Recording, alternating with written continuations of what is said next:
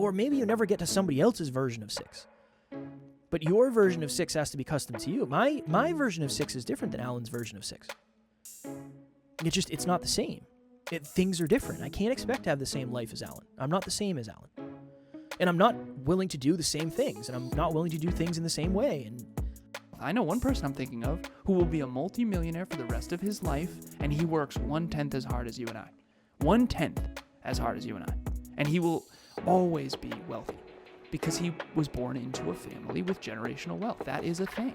But that doesn't mean Kevin and I should work less and complain about that. We can do all we can with all we have.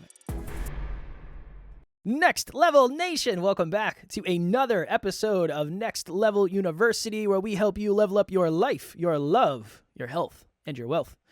Today, for episode number 1890, get your philosophical caps on. What do you think life is supposed to be? Alan and I were talking, and again, we're always trying to think of really good episodes. What are we going through? What are clients going through? What are people going through? What do we want to talk about? What do we think needs to be talked about? All that stuff. And Alan said, brother, do you think life is supposed to be easy? Or do you think life is supposed to be hard? And I said, I don't think life is supposed to be anything. I think life is life. And I think life is supposed to be just an experience. I don't know. How do you can't know. You can't know what it is. It is what you think it is. Or it isn't, or it is what you think it isn't. That's really all it is at the end of the day. So Alan's like, dude, let's do an episode on that. And I was like, let's do it. And now we're doing it. Shout out to all the listeners and viewers. We're incredibly grateful for you to be on this journey with us. See this? I was on a Relationship Talks coaching session recently. See this? And Ace and Fudge mug. I'm showing my Ace and Fudge mug to the camera. I'm sorry for interrupting. Very nice. That's all right. And I asked the female in the relationship, I said, do you consider yourself an existentialist? And she said, I don't think so. And I said, do you know what an existentialist is? And she said, yeah, someone who contemplates life. I said, exactly.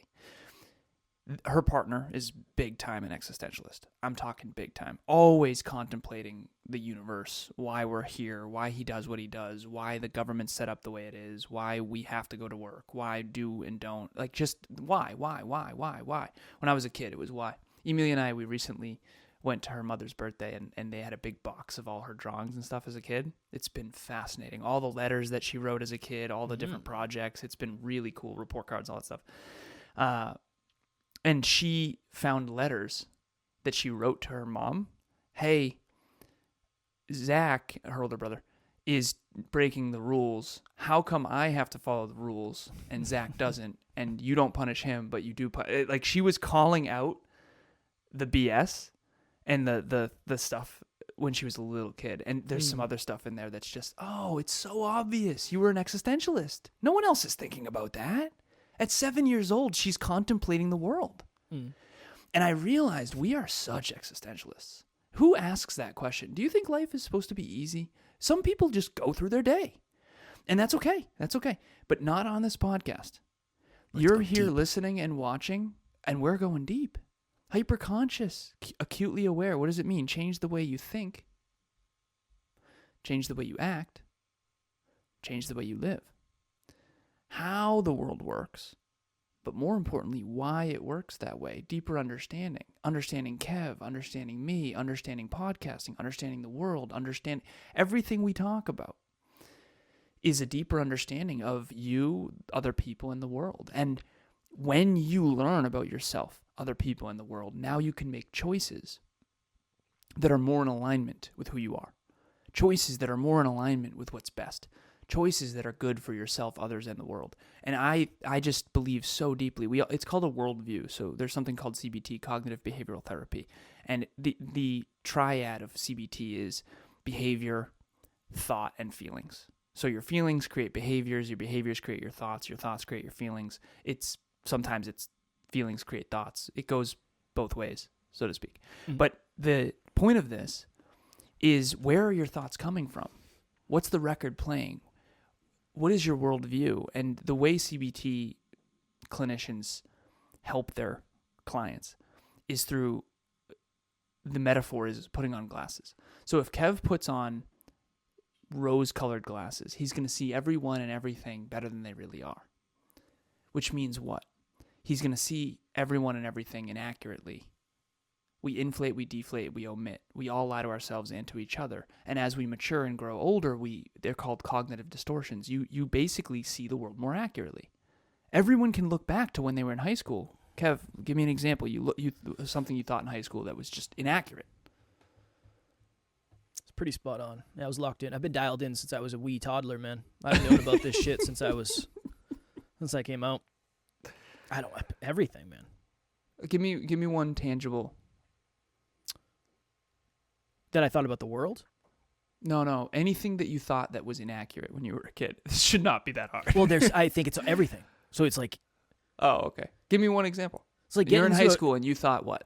Getting into a car accident. Somebody saying, "Hey, what hurts?" It's like everything hurts. All of it. Everything. What you want? Everything. Everything hurts. Okay. When you were a kid, you thought being jacked would get you love. It has, yeah. It's worked, though. I mean, that has worked in the past. No, it hasn't. It has, yeah. No, it got you... Lust? It didn't get you love. Well, if you can't differentiate between the two, they're the same thing, aren't they? No, that means you're also inaccurate. I would say, yeah, but when I was a kid, I wasn't really thinking that. Money solves all your problems. Money solves all of your problems. Okay. The truth is, money does solve some of your problems. Yeah. It doesn't solve all your problems. There you go. There's a perfect example of a cognitive distortion. AKA you think inaccurately. People say the truth will set you free. I say accurate thinking will set you free. And that's really all I'm trying to do. So what Kev, on this journey, he was trying to be the person that he needed most at his darkest time. Still is. I'm trying to help people think more accurately because I saw the world so much less accurately and therefore allowed people to stay in my life that I wish I hadn't because I had such rose-colored glasses. I wanted to believe that everyone was good and that no one was lying and no one manipulated. I've been manipulated. I've been bullied. And I wanted to see the best in people. I really did. I was like Mr. See the best in everyone. And it was so naive, dude. And it also came with a gift, which I see the best in people, so I see their potential. I can see people's potential so well. So anyways, my point of this is thank you, listener or viewer, for being with us because not a lot of people... The world would be a better place if there was more existentialists, if there was more people who contemplate their existence and who try to be better people every day. So you are in the minority, unfortunately, and I'm so proud of all of you, and thank you for being on this journey with us because I have to have the courage to say that because honestly, some people really are on autopilot and they are walking through their life. And I am somewhat guilty of that as well because pre-car accident, there was a lot of things that I wasn't questioning that I needed to be questioning. So here we are, let's question life. Kev, life isn't supposed to be hard. It isn't supposed to be easy. Life is what it is. What do you mean? Well, I didn't say it is what it is. You gotta be careful with that. It is what it is. Usually you say after something happens and you're just like, yeah, it is what it is. Whatever. Okay, what did you say? I said, life isn't supposed to be anything. I don't believe that when you're born, it's predestined that you become anything. I think, yeah, it ends up, it's a game. I've always thought that life is a game. And we all start on different places on the board, and we all get different rolls of the die. Some people roll a 7, and they have a wealthy family. It's like, all right, cool, that they rolled a 7. And the next roll is different. Then something happens, and Did you they roll a 7? No, definitely not. No, I think I probably rolled like a 2, maybe a 2. I think 6 is usually the highest you can go on a die, so I'd say probably like a 1. 1 out of 6, I'd say. But probably a 1, and then the next opportunity I got to roll a die, I probably rolled like a 1 again. And then I rolled a lot of 1s. You know? I'm sorry. No, it's true. Yeah. It's true. I rolled a lot of 1s, and then eventually I rolled like a 3. And then I rolled a 5. But I kept trying. I think if we could break success into 5 things, I think it would be success, holistic success, not just achievement externally. Self-belief, self-worth, attitude, competence, community. Influences. Yeah, influences. Community. Nice. And We got to do an episode on that. That's fire. you can work on, I've already forgotten what they are, so I'll have to check after. It's how it goes. It's I say it and then it goes away. Self-belief, self-worth. Yeah. Attitude. Yeah. Competence. Yeah. Community. Okay, those 5. We'll put that down. Is it harder if you roll a 1? Is it potentially harder to have self-belief and self-worth and attitude and competence and community? Yes. I'm not saying circumstantially it's not harder, because I think that's bullshit. I think that somebody asked me on a podcast one time, they said, if there's somebody in a much less developed country right now listening to this podcast, do you believe they can be, essentially it was, can anybody achieve their dreams? And I said, as much as I used to think so, it's way harder for certain people. Yeah. It depends on what the dream is. Yeah. If you don't have internet connection and you live in a village somewhere, it's going to be way harder for you to start a podcast and grow. It's just, their circumstances are stacked against you more. However, and you still should try to better your situation. You should still try to better your situation. I got in a rumble. Brene Brown, she uses the word rumble for any time there's a conflict in a relationship. And I think rumble is a vulnerable place to be. And I was on with a woman named Deborah, and we got in a rumble because I thought some of the things she was saying was inaccurate. And I think saying things that are inaccurate, I now associate with being irresponsible because of my deep belief that accurate thinking would help us all. I use the self-driving car. If the car thinks there's a road there, it's actually a cliff. People are going to drive off a cliff and then, blame themselves or blame the world. And when in reality, it's just inaccurate thinking. You just didn't know. And unfortunately, in this game of life, for lack of better phrasing, it's an infinite game, not a finite game. It's finite games within an infinite game, which I'll get into. But I essentially said to her, I just don't believe that that's accurate. I'm not trying to be unkind. And this was really hard for me because it's her show and I'm not trying to be unkind. I just want to add value. But I don't actually think that's accurate. I don't think everyone is going to achieve that level. And she said, well, what do you mean? I said, well, we all are given certain potential. I said, I've been on podcasts with podcasters who I know could not reach the level that Kevin can just because they don't have the competence. They don't have the genetic potential. Even when you were a kid, you were probably a strong communicator compared to the statistical norm.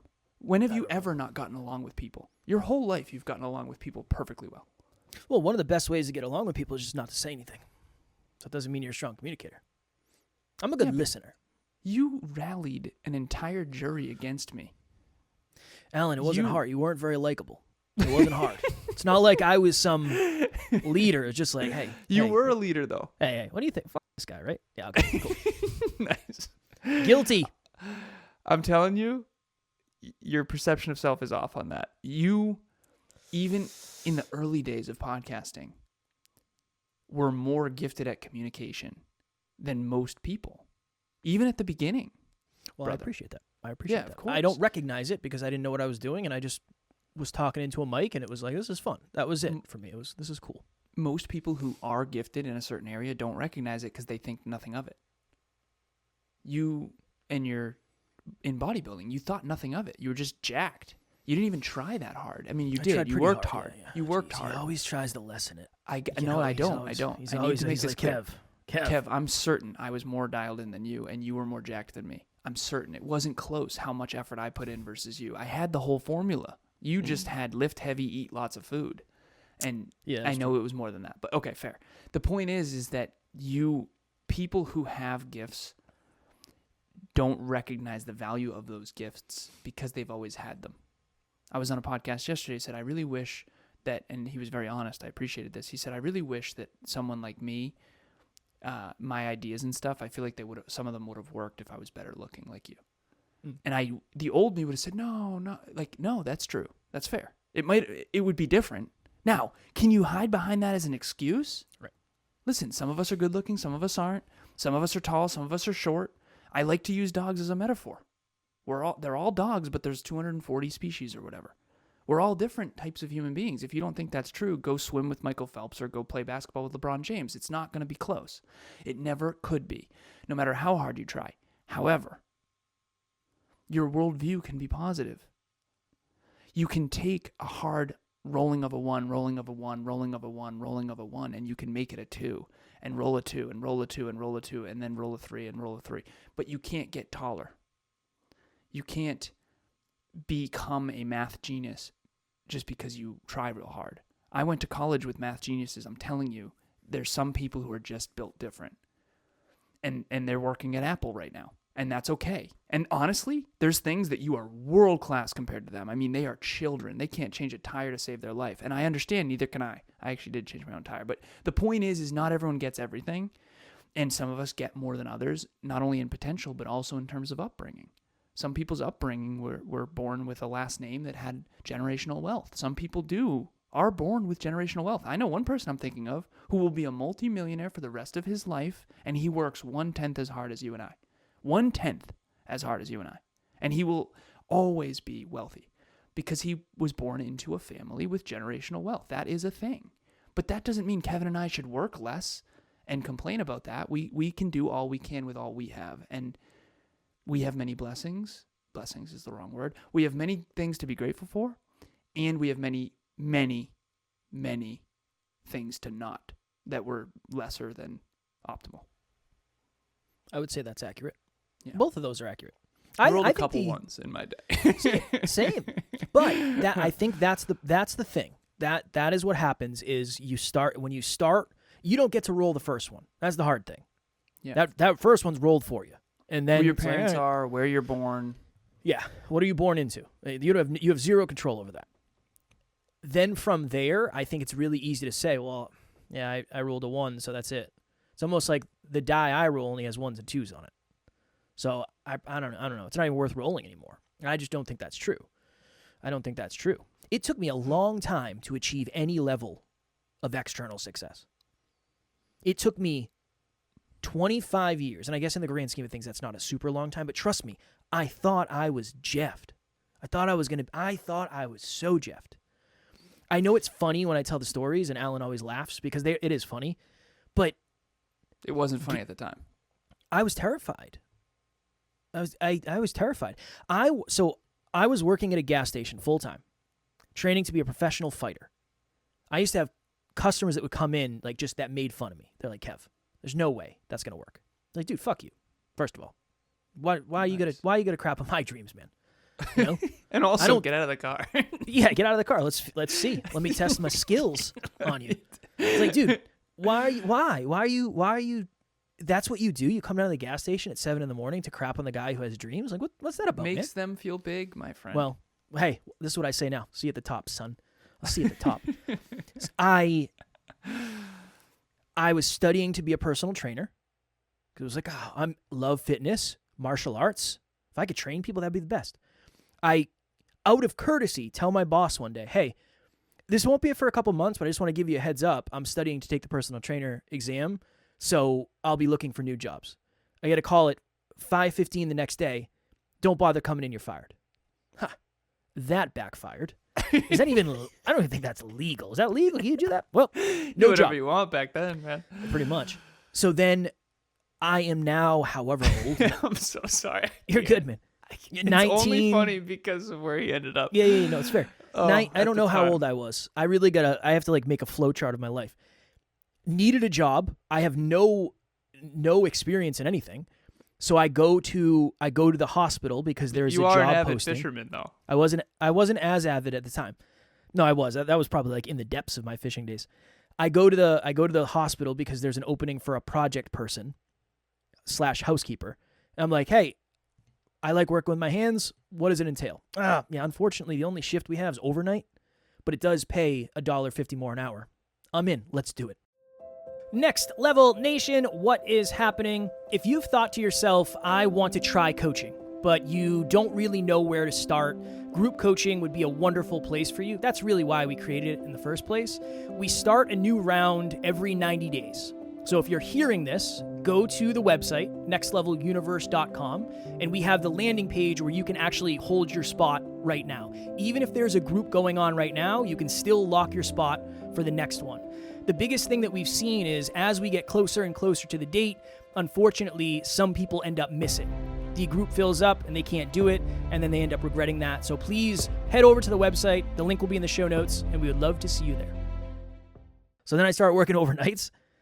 And it's just brutal. It's just brutal. I have no social life. I'm staying up for days on end. Here, take us back to where you were mentally and emotionally there. Like, really, let's go there for a minute. I felt like such a loser. All my friends were at college, partying all the time. And I felt like such a loser. I had no idea where I was going to go.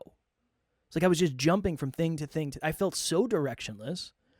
I felt like this is why I like the die analogy. I felt like every time I rolled a 1. Every time it was a 1. There was only 1s available. It's like, where am I going to work? I remember one of my buddies worked at a Raytheon, a big company, and he's like, dude, I can try to get you in. Like, there are positions. It's like, dude, they're not gonna hire me. No way. I have nothing to offer on paper. Like, I work really hard. I'll outwork anybody. But they don't know that. Everybody says that. Right? So yeah, it was that. I just am stuck, man. I'm stuck. I'm in trouble. I just keep thinking about, well, you are an avid fisherman. So I was an avid fisherman. Come to find out, nobody cares when you put that on your resume. It doesn't help. Yeah. It doesn't help. Then after the hospital, I did the personal trainer thing. I quit that after 6 months and paid $1,000 to get out of my contract because it was freaking terrible. You just felt trapped as hell. Like, you didn't feel like you had a bright future. I felt out of control. It was I'm living life based on circumstance, not choice. Just things happen to me and then I have to just deal with it. As opposed to saying, I want this. What would you say to Kev wanted if you were coaching, you're the mentor of Kev. What would you tell him? Because the truth is, he wasn't as trapped as he thought. However, he was definitely not exactly a golden ticket, right? So I think there's 2 frames. There's one frame is, dude, you gotta stop feeling sorry for yourself. Like, come on. You gotta stop feeling sorry for yourself. Because if you feel sorry for yourself forever, you're just gonna find ways to stay feeling sorry for yourself. That would be one. That would be the hard, little gentle kick in the ass. Come on, Kev. You're better than this. You're better than this. That would be one. The second one would be,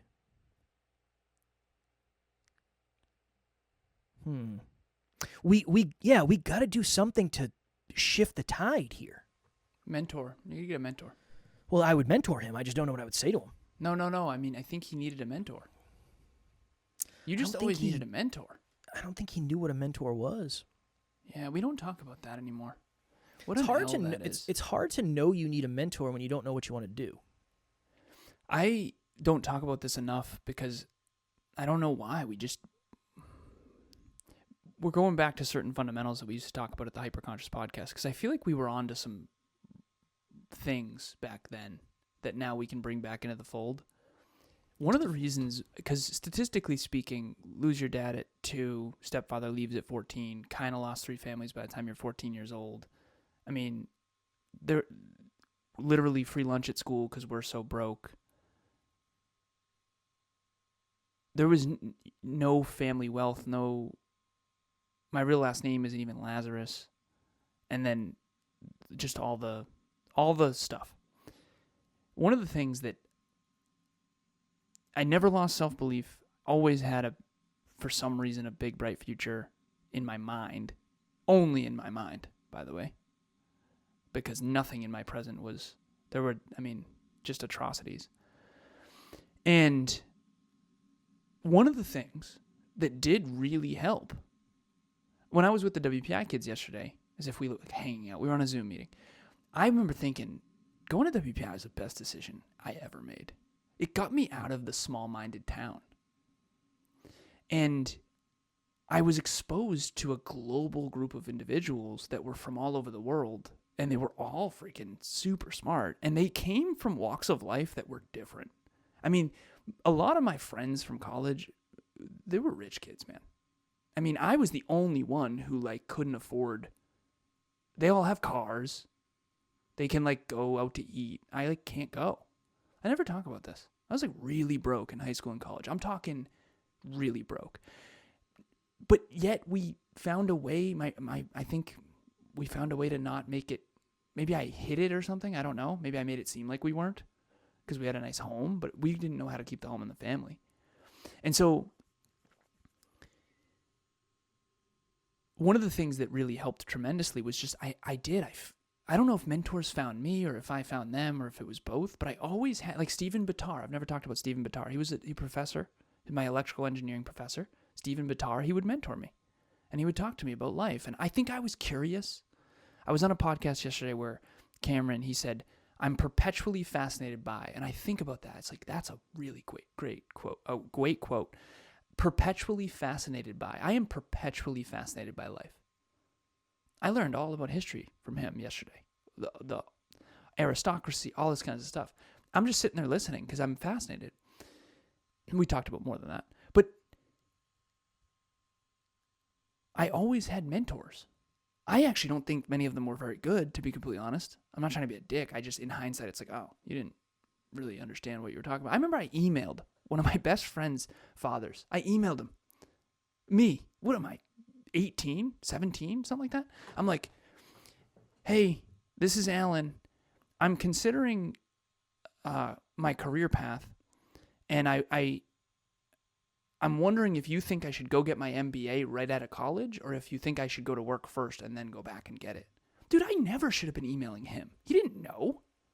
In hindsight, he definitely didn't know. He told me to go to work. It's all I had. So that's one of the things that I guess I'm very passionate about this, obviously. Are you doing all you can with all you have? Dude, genetically, my mind, brain, potential, it's there. I rolled a 6. I know that. Nature and nurture. Okay, nature is what you're born with in terms of your physical, mental, emotional, spiritual capacity. Some people are mentally challenged. I don't know what the politically correct term is. They are not born the same. We are not born the same. Okay, we all have different genetic potential. Nature. I rolled a 6, baby. I rolled a 6. Good for you. Nurture, I rolled a -6. And somehow I made a -6 into like this amazing life that we have. And I'm fascinated perpetually by how the hell we did that. And one of the ways we did that is mentors, even though they were sucky. So start where you are. Like, and it's sucky is relative to what we do for people now, right? A -6, if the person's a -2, it's a +4. So exactly. It's context. Yeah. So mentors are very important. When you got a mentor, dude, you started to flourish. Well, I told you about one of my early mentors. I was 13 years of age at the time. Played in a local baseball tournament. Didn't win, came in second. Damn. But was still rewarded with a 6-pack of Bud Heavy Tall Boys and the latest issue of Girls Gone Wild on DVD. How old were you? 13, I think. 13 or 14, I think. Young. Too young. Hey, that's poor mentor. 14 or 15. I won't say. It wasn't 13. 14 or 15. That's a poor mentor. I didn't have my license. I know that. Yeah, probably 14. It wasn't great. Can you imagine you and I with a 13-year-old? I was with 19, 18, and 20 yesterday. Hey, congratulations. A 6-pack of Tall Boy Bud Heavy with a porno video? Light porn. You know. Light porn. And, brother, at least it was a 6 and not a 12. What's your You know what I'm saying? Yeah, reckless, for sure. At the time, it was like, hell yes. This is the absolute best. This is going to be the best night ever. And then my buddy went to pull out the DVD, and he snapped it in half. And I almost beat, how dare you, sir? Gentle with it. What are you doing? You just wrecked the whole night. And we came in second. We didn't even win the championship. You just broke the DVD, that is man. One of the funniest stories of all time. You Gentle broke your heart it. when he broke that DVD. Oh, we have Kev's so like, many. this is all I have. I know some of my was- clients and team members are laughing their ass off right now. That was great. I was so excited. That Second is place. devastating news. When you're 13, that is... Kiki and I found a magazine in the woods. We hid it under a stump. And we used to have to go out. That's so funny, man. What a weird time kids to be these alive. days. That's a weird. Yeah, if you have a phone, you're good. You're good. Yeah, we had to hide magazines in the woods. The neighbor's dog grabbed it. Oh. I got in trouble for that. Yeah. I Neighbor's used dog to. got it, ripped it up, put it all over their Oh yard. my God. Yeah. Snitch. Devastating news. Snitch. Yep. I used to download it on Kazaa back in the day. Yeah. Kazaa was virus. Don't come up here, Mom. I'm downloading the new Lifehouse CD. Yeah, This has strange gone times. off the rails. Oh, of course. It's But fun. yeah, I think I don't know what is life supposed to be. I think life's supposed to be anything. I think it's what's art supposed to be? Nothing. It's supposed to be what you make it. What's music supposed to be? It's supposed to be what you make it. I think things are supposed to be what you make it. The problem is if you make it in a way that you don't want it to be, you assume it's not right. And maybe it's not right based on where you want to go, but it's not. You have a lot more control over your life than you think you do, but it probably requires, and I'm not going to say the 5 things that we said are the things. I don't know. That was just off the cuff. But if you have self-belief, you're more capable than someone who doesn't. Mm-hmm. In certain ways. If you have self-worth, you're more capable in ways than someone who doesn't. You can set boundaries better, whatever. If you have competence, if you're a good speaker, you're more likely to succeed at something that requires speaking. If you have a positive attitude, that goes. Most of the jobs I've gotten is because I had a good attitude. Yeah, and work ethic. A good attitude and work ethic, that's what every business owner is looking for. 100%. A good attitude and 100%. work ethic, we can work with that. Well, I know that now. At the time, I didn't. And then community.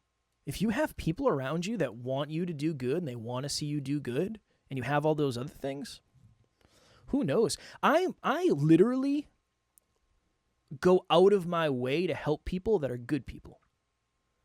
I go out of my way to help people that are good people. I go out of my way not to help people that aren't good people. Yeah. I'm not interested in helping you. I don't go find someone else. I'd rather help someone who's good for the world. 100%. So that's another thing too. But yeah, if you rolled a 1, if a 1 was rolled for you, you can roll again. Now, are you going to go from a 1 to a 6? Maybe not. Maybe not, but you can go from a 1 to a 2. You know, a 2 to a 3, 3 to a 4. And maybe you don't ever get to 6. Or maybe you never get to somebody else's version of 6. But your version of 6 has to be custom to you. My version of 6 is different than Alan's version of 6. It's not the same. Things are different. I can't expect to have the same life as Alan. I'm not the same as Alan. And I'm not willing to do the same things. And I'm not willing to do things in the same way. And there's just so many things that go into it. So, a very hyper-conscious episode today. It's fire. I absolutely loved it. My main takeaway is find a mentor who leads by example and it takes a lot of humility to get a mentor. But there are people out there. I think it's hard to lecture people into success. I think lectures are a part of it. Studying is a part of it. Books are a part of it. This podcast is a part of it. But get a coach or a mentor. Get someone who can guide you. Get someone who can tell you what they wish. I coach a 24-year-old. I was a mess at 24. This dude is crushing it. He's going to crush it. Mark my words. I said, mathematically, you know who you are. Mathematically, in 10 years, you're going to be... He already has 100,000 YouTube views. He does 3 shorts a day, personally, edited himself, publishes them. Unbelievable, tracks metrics, habits. You're going to be, if you can stick with it, you're going to be unbelievably successful, mathematically speaking. And we'll keep tweaking and along the way. So get a mentor. You need a good mentor. Everybody needs a good mentor, seriously. And make sure it's someone who leads by example, who's not full of shit, to the last episode. Well, when that person gets to 150,000 on YouTube, I'll come up.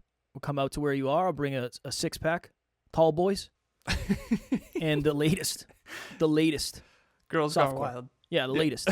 I'm on my way. Send me the address. That's always super funny to me. It's interesting. The stuff at the time that seems like the coolest stuff ever is probably the stuff that's most misleading. Yeah.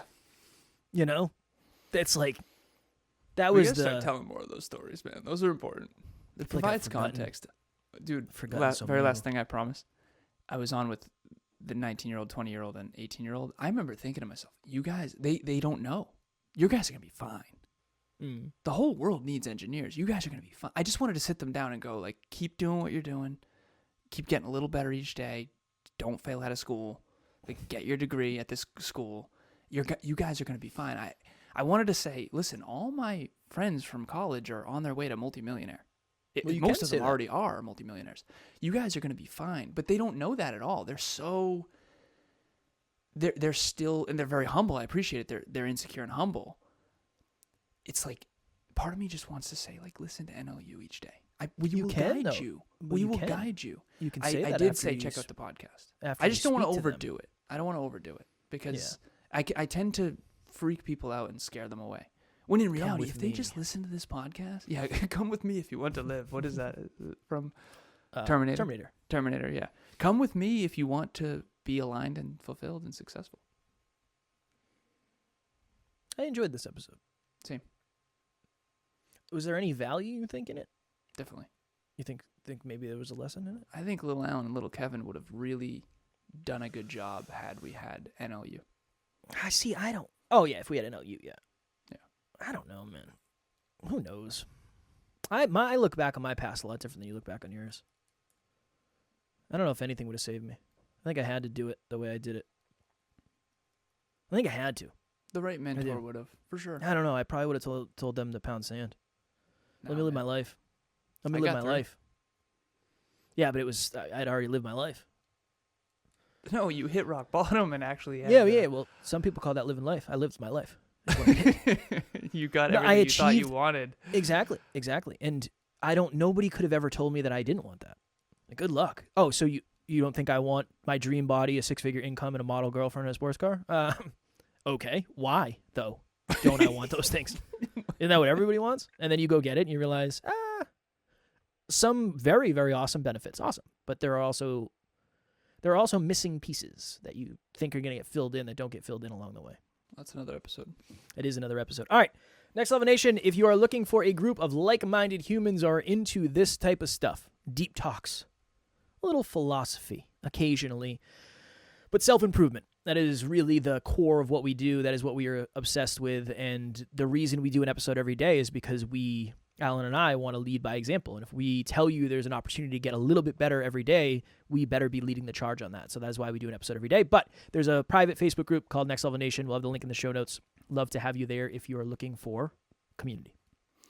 If anyone is looking for a coach or a mentor, I've been mentoring for 10 years. The first 2 was free, and then the last 8 was coaching. And if you're looking for mentor, coach, guide, whatever you want to label it, that's what my coaching is. It's here's where you want to go. I'm going to help you align to get there to be both successful and fulfilled. Reach out. I just saw one come through with my man Cameron, and 30 minutes for free breakthrough session, and it usually goes over. Pretty much everything, yeah. Pretty much everything that you do goes over. Over deliver. Right now, we're late for a meeting. We are 36 minutes late to the meeting we were supposed to have. However, I have been wondering if you knew. However, we did message the person in advance, like responsible individuals. Yeah, no, I knew that. Yes. Okay. I want to make I'm going to hang you out to dry. This person has no idea. They're probably in the waiting room. They're in the waiting room. Coffee and donuts are getting cold. I haven't missed a coaching session in a year and a half. It's a big deal. I don't coach with you, so all the meetings that I'm on with you don't fall under that category. I know. But coaching is my number one priority. So if anyone wants to coach, conveniently, I will be up at night trying to help you be successful. I'll be thinking about it. Yeah, I get text messages your success. Strange hours. Hey, brother, you need to read this. You need to go to sleep. This is what you need to do. I thought you were going to go another way with that. I was close, and then I was like, I feel like I don't want to be disrespectful. I don't want people to think I don't like you, because I do. I love you. All right, we're going to go. You want to hang for a bit? Or you want to go? No, I think we should go. Okay, we're going to go. I want to go now. You want to hang? You say you want to hang for a bit? No, I don't. Oh, you want to go? Okay, here we go. We're going to go. Here's the outro. As always, we love you. We appreciate you. Grateful for each and every one of you. And at NLU, we don't have fans. We have family. We will talk to you all tomorrow. Get a great mentor. Next Level Nation.